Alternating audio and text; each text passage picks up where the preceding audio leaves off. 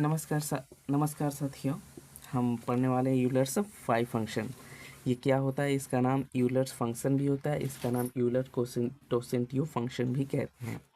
अब जैसे मान लो ये मैपिंग है five such that n to n में, ठीक है, natural number defined by five x is equal to mod में स्मॉल जो है ब्रैकेट में x belongs to natural number where बटे में 1 less than equal to x less than equal to n, मतलब x जो है 1 के इक्वल हो जाएगा या इससे बड़ा रहेगा और n तक जा सकता है, जिसका GCD x और n का GCD 1 होना चाहिए, इज कॉल्ड यूलर्स फंक्शन। इसको हम यूलर्स फंक्शन कहते हैं। जैसे मान लो हमें 5 का यूलर्स फंक्शन चाहिए, तो x belongs to natural number where 1 से बड़ा और 1 के बराबर हो सकता है, तो यह इसका GCD क्या होगा? 1 होगा, ठीक है। तो इसमें हमें बेसिकली करना क्या है, इसमें हमें GCD निकालना है। GCD मतलब ग्रेटेस्ट कॉमन डिवाइज़र। जैसे 2 का यूलर्स फंक्शन 1 होगा, उसी तरह 3 का यूलर्स फंक्शन 1, 2 बराबर 2 होगा। और यहाँ पे जैसे 4 का निकालना है तो हम 1, 3 लेंगे, तो इसका भी जो ग्रेटेस्ट कॉमन डिवाइज़र होगा या को प्राइम होगा वो 2 होगा, ठीक है। इसके बारे में कुछ और जानते हैं, जैसे कि यूलर्स फंक्शन को हम कोसेंटिव फंक्शन भी कहते हैं। Is a very important concept in number theory या नंबर थ्योरी में यूज़ होता है and specially in modular arithmetic and cryptography में यूज होता है। डिफिनीसन इसका क्या है? तो डिफिनीसन एक बार हमने पढ़ा, दूसरी बार क्या है?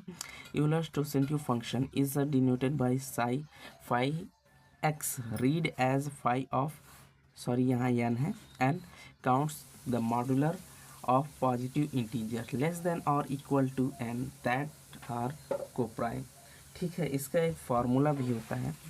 फार्मूला क्या है बताते हैं।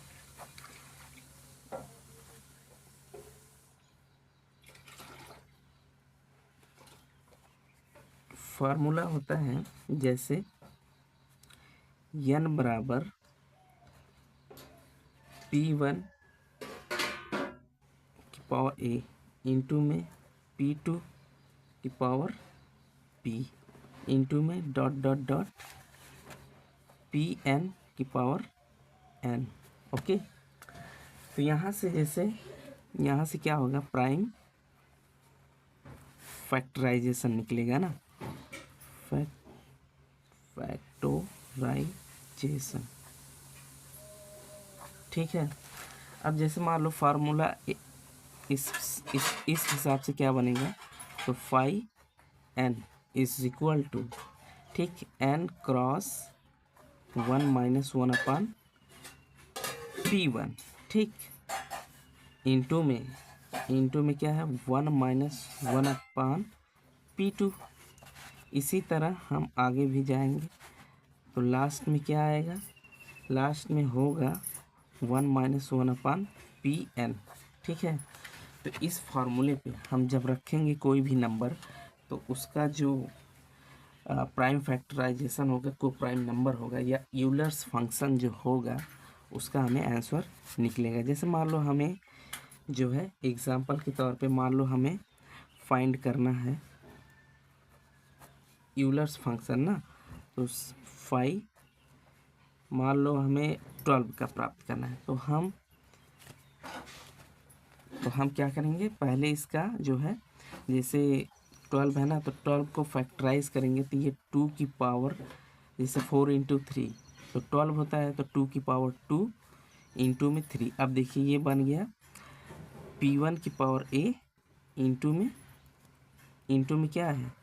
इंटू में P2 की पावर 1 है ना, ठीक। तो इसी तरह आगे नहीं दिया है, तो हम इसी को जो है इस फार्मूले में यूज़ करेंगे। तो सबसे पहले क्या करेंगे? n का मान क्या दिया है? n का मान दिया है, देखिए 5n, तो n का मान दिया है 12, 12 दिया है। इसको जो है फार्मूले में रखते हैं, तो फार्मूला हमारा एक बार रिपीट करते हैं। फार्मूला हमारा होता है 5n is equal to n cross 1 upon 1 Pn, P1 into में 1 माइनस 1 अपान P2 इंटू में dot dot dot 1 minus 1 upon Pn। ठीक, इस फॉर्मूले में रखते हैं तो 5/12 इज इक्वल टू कितना है 12 है इंटू में अब देखिए 1 माइनस 1 तो यहाँ देखिए P1 कितना है 2 है। ठीक, तो 1 अपान P1 2 है। ओके, इंटू में 1 माइनस 1 अपान P3 है। इसको जब हम सॉल्व करेंगे, फर्दर सॉल्व करेंगे तो हमें मिलेगा 12 इंटू में 2 1 ज़ा 2 माइनस 1 1/2 इंटू में अब इसका मान तो 3 था ना, देखिए यहाँ से इसका मान जो है 3 है। ठीक, तो यहाँ रखेंगे, यहाँ हो जाएगा 3, तो 3 1 ज़ा 3 माइनस 1 2 2/3। अब देखिए यहाँ से हम कट पिट करेंगे, 2 से 2 गया और यहाँ से 3 से 4 बार में, तो हमें फाइनल आंसर क्या मिला 4। अब यही हमारा क्या है 5/12, इसको हम यूलर्स फंक्शन कहेंगे और यही हमारा फाइनल आंसर होगा। ठीक है, अब इसको प्रैक्टिकली रूप में आपको समझाते हैं। जैसे 12 है ना, तो 12 का को प्राइम निकालना है, तो जैसे हमारे पास होता है 1 2 3 4 5 6 7 8 9 10 11 12। अब इसमें से हमें वो नंबर छांटना है जिसका को प्राइम बने। तो जैसे देखिए 1 और 2 का को प्राइम बनेगा। ठीक, उसी तरह 2 और 3 का बनेगा, सबका जो है को प्राइम बनेगा। लेकिन अब देखिए जैसे 2 और 4 का को प्राइम इसमें देखिए कॉमन हो गया ना, तो 2 4 नहीं होगा, 2 नहीं होगा, 4 नहीं होगा, 6 नहीं होगा, 8 नहीं होगा, 9 नहीं होगा, क्योंकि 3 से जो है 9 जो है डिवाइड हो जाएगा, तो जो डिवाइड होता है उसे हम छोड़ देते हैं। ये 5 वाला भी डिवाइड हो जाएगा और 11 नहीं होगा, 12 हो जाएगा 6 से।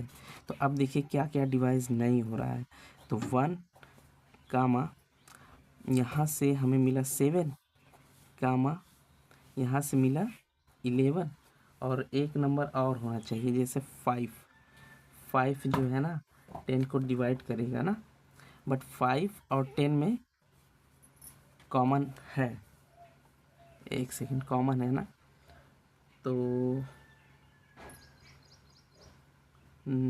लेस देन 12, जैसे 1 less than equal to x less than equal to 12 होना चाहिए। ठीक है, तो इसका को प्राइम अगर हम 5 ले सकते हैं ना, क्योंकि 3 से 6 होगा डिवाइड और 9 होगा, बट 5 से सिर्फ 1 हो रहा है, तो इसका मतलब 5 भी हम ले सकते हैं। तो 5 और 11, तो देखिए 1 2 3 4 1 2 3 4, तो ये 4 हमारे क्या है यूलर्स फंक्शन। ठीक है, उसी तरह अगर आपसे हम पूछें कि साई मान लो कोई नंबर लेते हैं, मान लो नंबर लेते हैं हम 8। ठीक, तो इसका यूलर्स फंक्शन निकालना है, तो इसका यूलर्स फंक्शन। ठीक,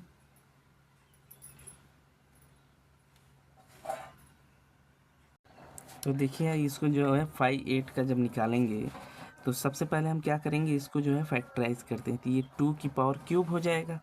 ठीक, अब ध्यान से देखिए तो इसमें हमें क्या दिखाई दे रहा है, अगर हम 5n इज इक्वल टू रखते हैं फार्मूला, तो आपको पता ही है ना n इंटू 1 माइनस 1 अपान P1, और एक ही फार्मूला यूज़ होगा। क्यों? क्योंकि जो है सिर्फ P1 है ना, P1 बराबर 2 है, तो जब P1 बराबर 2 है तो हम इसमें रखते हैं 5n 8 is equal to n का वैल्यू कितना है, n का वैल्यू है 8 इंटू में 1 माइनस 1/2।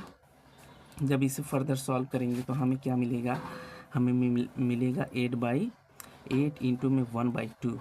ठीक है, 2 1/2, यहाँ से 2 टोटल मिला 4, हमें 4 जो है यूलर्स फंक्शन मिलेगा। ठीक, आइए इसे हम थोड़ा सा क्रॉस चेक करते हैं ना। जब क्रॉस चेक करेंगे तो जैसे मान लो नंबर लिखते हैं 1 2 3 4 5 6 7 8, ठीक। तो हम क्रॉस चेक करते हैं। मान लो हमें सबका जीसीडी चाहिए, तभी तो ईलोर्स फंक्शन डिफाइंड होगा। तो जीसीडी बराबर जैसे पहले का लिए और आखिरी का लिए, तो 1,8 का प्राइम फैक्टर मिलेगा 1, ये तो राइट है। अब दूसरा लेते हैं 2,8, 2,8, तो इसका हमें देखिए जीसीडी मिला 2, ठीक। अब 2 मिला तो ये हमारा प्राइम फैक्टर नहीं है, क्योंकि 1 मिलना चाहिए ना। तो अब देखिए तीसरा 3,8, 3,8, इसका जब हम करेंगे इसमें हमें 1 मिल रहा है, ठीक। तो ये भी क्लियर है। अब 4,8, तो 4,8 में जीसीडी तो 1 नहीं मिलेगा, क्योंकि इसमें जो है 4 मिलेगा, ये रॉन्ग है। नेक्स्ट 5,8, 5,8 में जीसीडी देखो हमें 1 मिलेगा, तो ये राइट है। नेक्स्ट क्या है 7,8, ठीक। नेक्स्ट है 6,8 ना, 6,8, तो इसमें तो 1 नहीं मिलेगा, इसमें 6 ही मिलेगा। नो, इसमें जो है ना 2 मिलेगा, ठीक। तो ये रॉन्ग है, जीसीडी 2 मिलेगा। अब नेक्स्ट आता है 7,8, 7,8, तो इसमें प्राइम फैक्टर 1 मिलेगा। तो हमारे पास कितने प्राइम फैक्टर हो गए? पहला हो गया 1, दूसरा हो गया इसमें 3, और तीसरा हो गया इसमें 5, और फोर्थ हो गया 7। यही हमारे क्या है? प्राइम फैक्टराइजेशन है, मतलब को प्राइम है, ठीक, को प्राइम है। और इन चारों को बराबर 4 है, तो इसे हम कहेंगे यूलर्स फंक्शन, ठीक। क्या कहेंगे? Euler function, okay.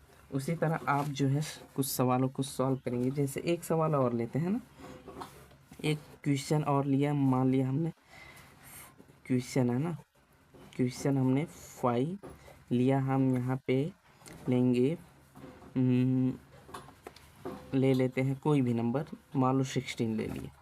तो 16 का देखिए क्या होगा, 16 को लिख सकते हैं जैसे 5 16 इज इक्वल टू, लिख सकते हैं इसको 2 की पावर 4 लिख सकते हैं ना, ओके। 2 की पावर 4 लिख सकते हैं। तो P1 कितना आया? P1 आया 2, ठीक। तो P1 आया 2। तो अब रखते हैं फार्मूले में, तो फार्मूला 5n बराबर n इंटू में 1 माइनस 1/P1, तो P1 मिला ना, ठीक है। इसके बाद क्या करेंगे, इसके बाद जो है रखते हैं ना नंबर, तो यहाँ पे हमने नंबर रखा 5, n का मान है 16, तो n is equal to 16 into में यहाँ पे p के स्थान पे 2 रहेगा, तो 2 2 2 1/2, तो यहाँ से कट करेंगे तो कितना मिला? 8, ठीक। तो जब हमें 8 मिला, तो आइए हम इसे चेक करते हैं, क्योंकि यूलर्स फंक्शन क्या आया? 8 आया, यही हमारा फाइनल आंसर है। तो अब हम एक बार नंबर को लिख के क्रॉस चेक करते हैं, ठीक है। चेक करते हैं, तो 1 2 3 4 5 6 7 8 9 10 11 12 13 14 15 16 17, ओह सॉरी 16 है। अब हम क्रॉस चेक करते हैं, तो हमें सबका जीसीडी बनाना है ना, तो जीसीडी पहले बनाएंगे 1,16 का, तो इसमें देखो प्राइम फैक्टर 1 मिला, एक। दूसरा क्या बनाएंगे 2,16 का, इसमें देखो प्राइम फैक्टर 2 मिला, को प्राइम 2 मिला, ये नहीं है। तीसरा 3,16 इसमें मिलेगा, ये हो गया 1। और नेक्स्ट क्या है 4,16 नहीं मिलेगा, तो ये आपका 4 मिलेगा ना, तो 2 मिलेगा, इसमें भी नहीं होगा। फिर 5,16 इसमें हो जाएगा 1, 3 मिला। इसके बाद 6,16 इसमें भी देखो 2 मिलेगा, ये नहीं होगा। फिर 7,16 इसमें 1 मिलेगा, ये हो गया। फिर इसके बाद 8,16 इसमें नहीं मिलेगा, 2 मिलेगा। फिर इसके बाद 9,16 इसमें मिलेगा, ये हो गया 1। और फिर 10,16 इसमें भी 2 मिलेगा, नहीं होगा। इसके बाद 11,16 इसमें मिलेगा 1, हो गया। फिर 12,16 में 4 मिलेगा, नहीं होगा, तो ये नहीं हुआ। फिर इसके बाद 13,16 इसमें हो गया 1 मिला। फिर इसके बाद 14 एंड 16 में 2 मिलेगा, नहीं होगा। फिर 15,16 इसमें 1 मिलेगा। तो गिनते हैं, एक बार काउंटिंग करते हैं, 1 2 3 4 5 6 7 8। तो हमें क्या क्या मिला? पहला मिला 1, दूसरा मिला 3 एंड तीसरा मिला 5 एंड फोर्थ मिला 7 एंड 6 मिला 9 एंड 7 मिला, नहीं 1 2 3 4 5 एंड इसके बाद मिला 9, इसके बाद मिलेगा 11, इसके बाद 13, इसके बाद 15। आइए गिनते हैं, 3 3 2, टोटल कितने हो गए? 8। और यही हमारा है यूलर्स फंक्शन। ठीक, यूलर्स फंक्शन मतलब बड़े से बड़े नंबर हो, बड़ा से बड़ा नंबर हो, उसका हम यूलर फंक्शन आसानी से इस फार्मूले से निकाल सकते हैं। तो आपके लिए क्वेश्चन है कि आप साई 20 का बताएंगे और साई 5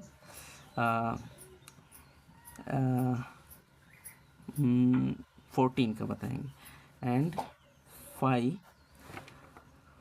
18 का बताएंगे एंड 5 25 का बताएंगे एंड 5 23 का बताएंगे। ठीक है, इन सब का जो है यूलर्स फंक्शन आपको फाइंड करना है, यूलर्स फंक्शन। आई होप आपको यह वीडियो जो है हेल्पफुल लगा होगा। आपकी बीएससी में जो है बहुत हेल्पफुल है, और बीएससी आप कर रहे हैं फर्स्ट सेमेस्टर में, तो ये आपके लिए बहुत ही बेसिक से हमने बताया और बहुत ही सिंपल वे में हिंदी लैंग्वेज में आसानी के साथ बताया। डिफिनीशन ये है, और यहाँ भी हमने डिफिनीशन लिखा है अलग से सर्च करके, तो आप डिफिनीशन आराम से पढ़ सकते हैं और इसको समझ सकते हैं। कोई भी समस्या परेशानी आए तो आप हमें कमेंट कर सकते हैं, और कैसा लगा यह वीडियो आप हमें ज़रूर बताएंगे। एंड तब तक के लिए बाय, फिर मिलेंगे।